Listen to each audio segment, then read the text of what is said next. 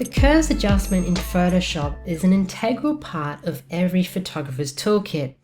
It's not only extremely flexible, but it's also very powerful, especially when it comes to controlling tonal values. Now, you'll find curves located both underneath Image, Adjustments, Curves, and also underneath Layer, New Adjustment Layer, Curves. Now, for this particular tutorial, I'm going to actually use Image Adjustment Curves primarily because it shows more visible options and a slightly larger adjustment window from which we can work from. So we'll open that up. Now, the first thing you'll notice when you open up Curves is there is a preset drop-down menu that has a range of presets that have been created by Photoshop. So if you're a lover of the look and feel of color negative or perhaps cross-processed color transparency, these presets have actually been created by Photoshop in order to save you time.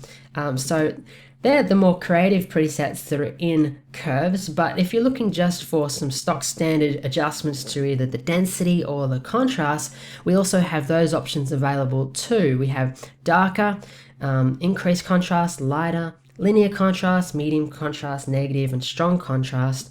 So these can be very useful just for quickly adjusting your image if it needs a little bit more contrast, or if you need to reduce that contrast. You can do that without having to actually adjust the curve itself, so that can actually save you some time. Now, underneath presets we have channel. Now, channel will simply display all the channels for your particular image. So if you're working with an RGB image, as I currently am here, you'll have the combined channel, which is the red, green, and blue channel combined, which creates your color image. And then you also have the red, green, and blue channel, so you can actually individually correct individual channels based on your own, based on any particular image that you're working with. So for example, if I had a particular color cast with my image, what I could actually do is go into a specific color channel. Say for example, if my image was slightly too yellow, I could go into my blue color channel and then actually adjust the blue channel. So I could actually add some yellow or remove yellow, for example. So, that's just adding or removing it from the mid-tone point, but what you can actually do is specify specific tonal values using curves in order to make those adjustments. So if I wanted to remove them, say from the highlights, what I could actually do is actually add a couple of different anchor points just by clicking on the curve here, so I don't affect the lower values here, demonstrated by this sort of graduated black and white gradient that's here. And then I could actually go into sort of more of the highlight values up around the top here and actually make some slight adjustments. So I'm removing yellow from the image there, or I can actually add it back into the image, as you can see there. So it is extremely useful, and it does actually give you a lot of control with your images. Now, you can also choose to actually adjust the white points and the actual black points where they actually sit, so you can either increase the contrast of them or actually reduce the contrast by actually reducing the input and output values of your anchor points. Now, when you're actually making your adjustments to your anchor points on your curve, you'll notice that you have the output and input values. So as you actually add an anchor point to the curve, you'll notice that now I've actually got specific input and output values here for where that anchor point has been placed. So as I start to move that around, they will actually change. So if you really want to be pedantic and specific with where your anchor points actually sit, you can be just by actually going in here and entering a specific value.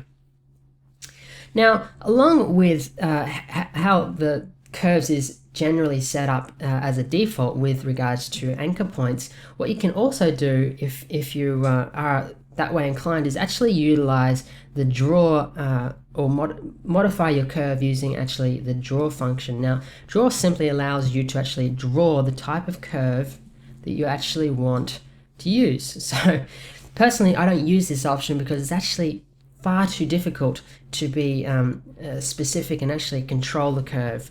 But it is sort of fun to play around with if you like that sort of thing. But personally, I don't actually like it because it's very difficult to actually get the result that you're actually trying to achieve. So I tend to just leave it on the specific anchor point curve that is designated from the beginning. So I'll just drop this back to default.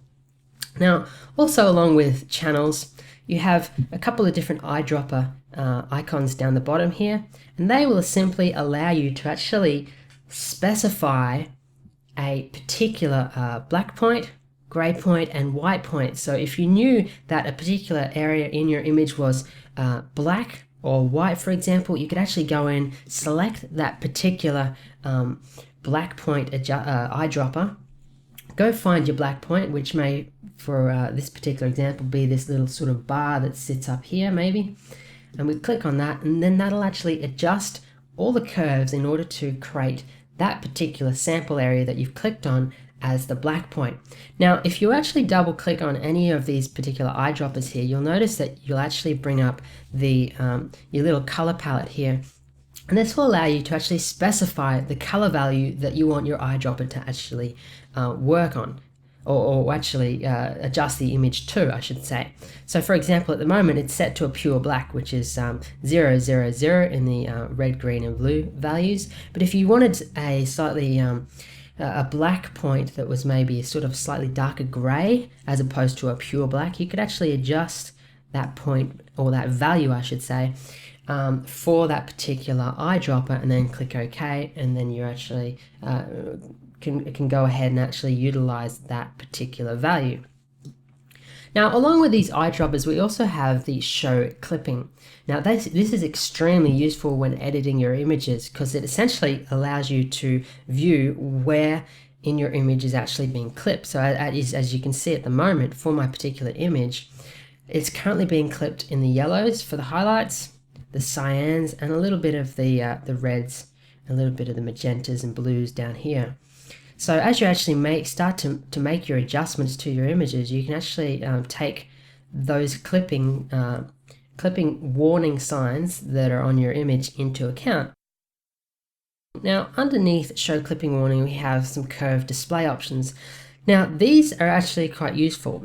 The first one you'll notice is you have show amount of, which simply represents the input and output values that actually present themselves to you. So at the moment, they're sitting at 0 to 255, which for an 8-bit image, you have 256 bits. So that simply accounts for 0 to 255. And if you're not quite sure when actually making your adjustments, whether you've made a 5% adjustment or a 10% adjustment, because you haven't quite worked out that with regards to 0 to 255 in level values, what you could actually do is, instead of leaving it set to light, you can actually check the pigment and ink percentage option here, and that'll actually give you an output and input value of 0 to 100. So then you know when you're actually making your adjustment that you're actually making a specific you're actually making a 10% or a 5% adjustment, so you know the exact amount of the adjustment that you're making, especially if you're not sort of familiar with the particular values with a standard 8-bit file. Now, also, in order to help you actually work through the editing process, you have these particular grids that are actually outlined on the actual curves. Now, what you can actually do with these grids is, at the moment we've got a 16-point grid here, but you can actually specify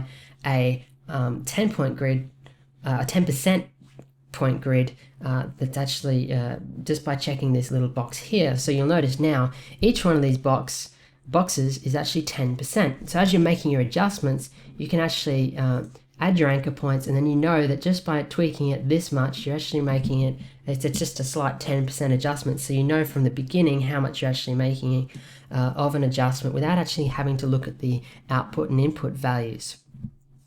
Now, along with this, we also have some other show options here. For example, you have channel overlays, which will simply show you when you actually make an adjustment to your image that we did before, which is actually adjusting that black point. You'll notice here we've got some channel overlays. So they actually, when viewing your RGB channels, you'll notice that not only will you have the standard RGB curve, but you'll also display each individual color channel. So in here we have the blue channel, the green channel and the red channel present, but you can actually turn those off if they're too distracting when you're actually making your adjustments.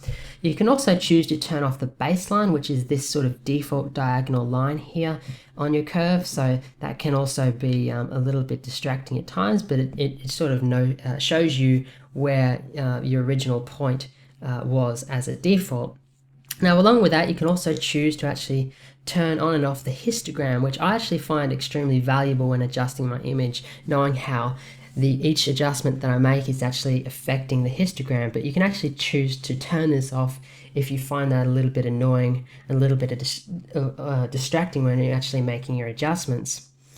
And finally, we have the intersect line. Now, the intersection line, simply, if we have a look at actually making an adjustment here, when you're making an adjustment, I'll just set this back to 16 point. When you're making an adjustment with your anchor point, you'll notice here you've got a little crosshair, and that goes right across the entire grid of the image when you're actually holding down your mouse and adjusting the anchor point. Well, you can actually choose to turn that off, so when you actually adjust that anchor point, that actually doesn't display as well.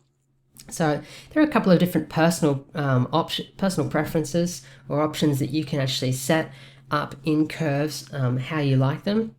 Now, finally, one of the areas that I didn't mention is you've got these little white point and black point sliders here in your image. So you can actually choose to specify the threshold of your actual image with regards to your black points and white points. So if you wanted to actually bring in the white points so it wasn't, so it actually would be further in on the image than it normally would, you can actually choose to do that, and also with the black point, so you can actually end up with a slightly more contrasty image just by adjusting those points as well. So they assist you in making your curval adjustments.